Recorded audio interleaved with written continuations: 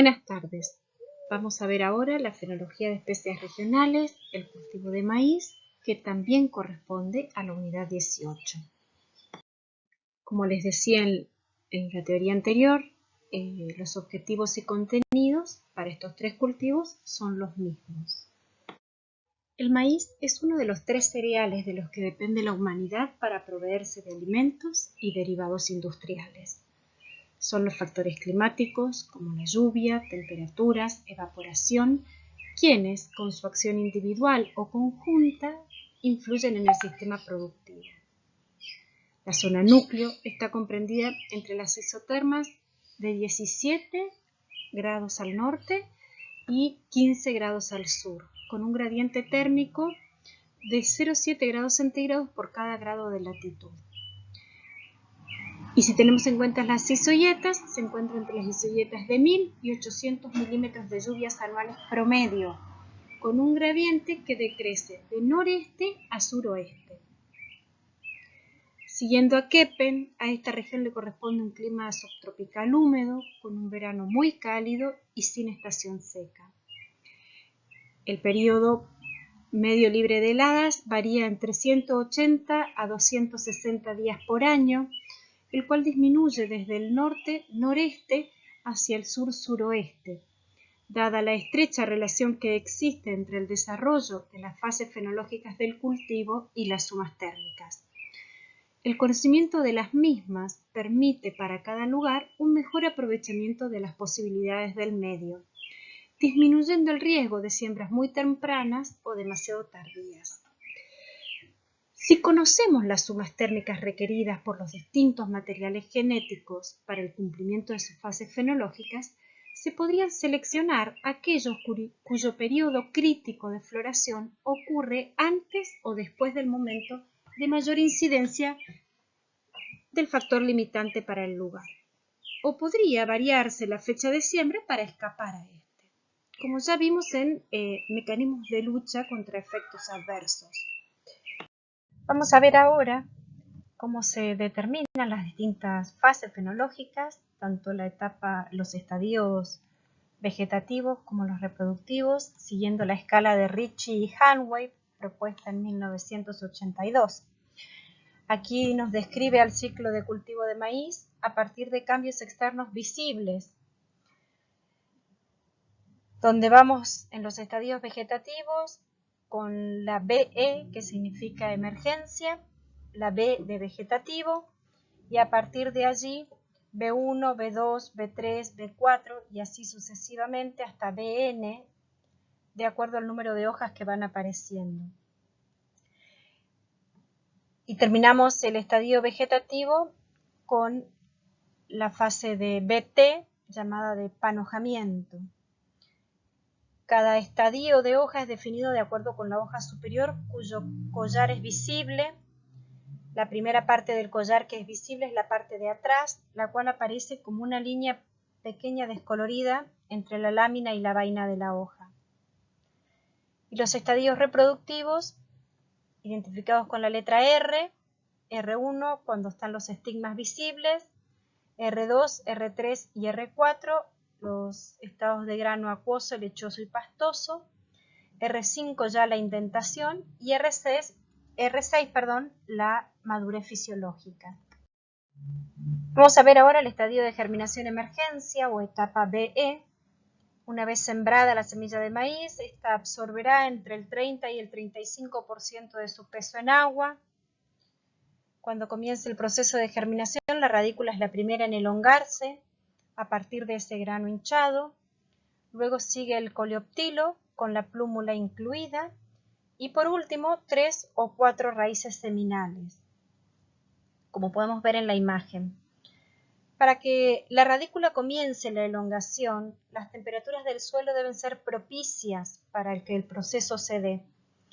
La temperatura mínima del suelo para que se dé este paso es de 10 grados centígrados. La emergencia se evidencia rápidamente por la elongación del mesocótilo, que empuja el coleoptilo en crecimiento hacia la superficie del suelo. En la fase B1 vemos como las hojas embrionarias crecen a través del coleoptilo y la primera hoja verdadera, que se caracteriza por tener la punta redondeada, emerge y se cuenta como la hoja B1.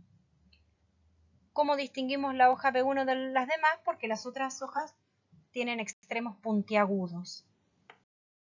Durante este periodo hay una mínima elongación del tallo, del nudo interno, que de alguna manera depende de la temperatura del suelo. Antes de B5, el punto de crecimiento está por debajo de la superficie del suelo y se inician los brotes de la espiga y de las hojas.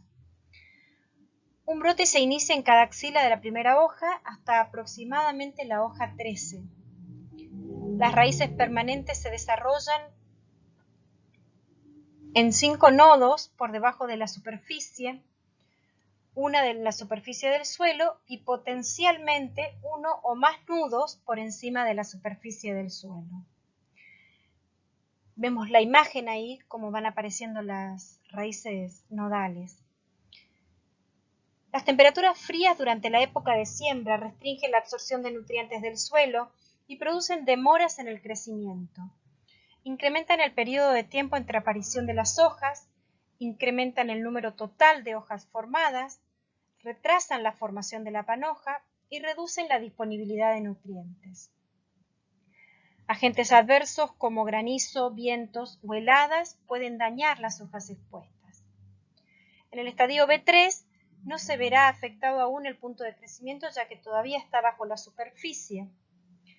Pero si se producen inundaciones, en cualquier momento en que el punto de crecimiento quede por debajo del nivel del agua, la planta de maíz puede morir, sobre todo si además hay altas temperaturas. Durante estas etapas, entre B6 y B11, las plantas de maíz comienzan un periodo de elongación del nudo interno, el punto de crecimiento se desplaza por encima de la superficie del suelo, alrededor de B6, y la caña comienza su periodo de mayor elongación. En B9, varios primordios de espigas son fácilmente visibles si disectamos la planta. Un primordio de espiga es una espiga potencial que puede desarrollarse en cada uno de los nudos aéreos, salvo los 6 a 8 nudos por debajo de la panoja. Normalmente, solo uno o dos de estos primordios, en la mitad superior del tallo, llegan a convertirse en espigas cosechables. En el estadio B10, el espacio entre aparición de nuevas hojas se acorta, empiezan a aparecer hojas cada 2 o 3 días. Aquí hay una gran demanda de nutrientes y agua del suelo para poder satisfacer la tasa de crecimiento. Aquí vemos cómo semanas antes de la aparición de las panojas se determina la longitud de la espiga, es decir, el número de granos que va a haber por hilera. Si se produce una situación de estrés en este momento, se puede ver reducido el número de granos producidos en cada hilera. De todos modos, el final de granos se determina durante y después de la polinización. Cuando vamos llegando a B15, nos encontramos prácticamente a 10-12 días de alcanzar el estadio R1, es decir, la fecundación, el momento de los estigmas receptivos y que se produzca la polinización. Periodo crucial para el desarrollo de la planta en relación al rendimiento final del grano. El desarrollo de los primordios de espiga en la parte superior del tallo ha superado el de los primordios ubicados en la porción inferior y aparecerán nuevas hojas cada 1 o 2 días. La transición del desarrollo vegetativo al reproductivo es un periodo crucial para la determinación del rendimiento de granos. En este momento, el brote de la espiga se convierte en dominante. El panojamiento, el estadio BT, se inicia cuando la última rama de la panoja está completamente visible, como vemos en la figura del medio. Pero los estigmas aún no han emergido. El panojamiento comienza 2 a 3 días antes de la emergencia de los estigmas. Durante ese lapso la planta alcanza su máxima altura, comenzando la liberación del polen, que generalmente ocurre al final de la mañana y al atardecer. En este periodo es más vulnerable al daño por granizo que en cualquier otro momento del ciclo, debido a que la panoja y todas las hojas están completamente expuestas y la remoción completa de las hojas por granizo resultará en una pérdida completa del rendimiento del grano. La fase R1 ocurre cuando los estigmas están visibles. Una vez que un grano de polen cae sobre un estigma, se produce la polinización. Una situación de estrés en este momento puede reducir significativamente el número de granos de la espiga. En R2, entre 10 a 14 días después de la aparición de los estigmas, comienza el llenado de granos. Ya los granos en desarrollo tienen aproximadamente 85% de humedad. Si existe un estrés, se suele interrumpir el crecimiento de los granos fertilizados en último lugar, los que están más cerca de la punta. El riesgo de interrupción del crecimiento de granos es mayor en los primeros 14 días después de la polinización o hasta llegar a R3. En R4, entre 24 y 28 días después de la aparición de los estigmas, los granos tienen alrededor de 70% de humedad, el líquido interior se espesa y toma una consistencia pastosa, de allí su nombre, y toman su color final. Las chalas comienzan a secarse. La presencia de un estrés en esta etapa no hace que se interrumpa el crecimiento, pero sí reduce la tasa de asimilación de almidón y el peso de grano promedio. Ya en R5, entre 35 y 42 días después de la aparición de los estigmas, los granos están compuestos de una capa externa de almidón duro que rodea un núcleo suave de almidón.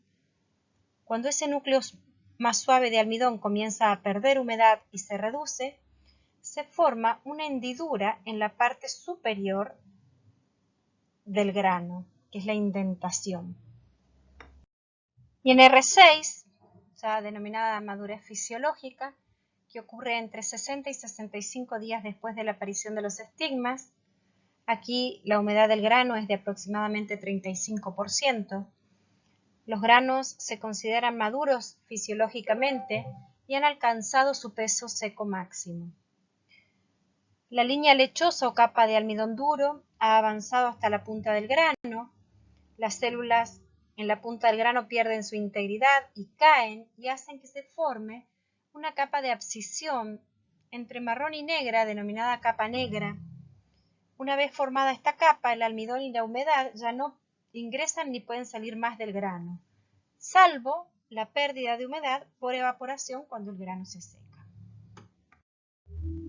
Como bibliografía para ver este tema tienen la monografía de maíz y trigo hecha por la cátedra, un documento de Pioneer sobre maíz, crecimiento y desarrollo, y el otro documento elaborado por el INTA de Pergamino sobre el manejo del cultivo de maíz, todos disponibles en el aula virtual.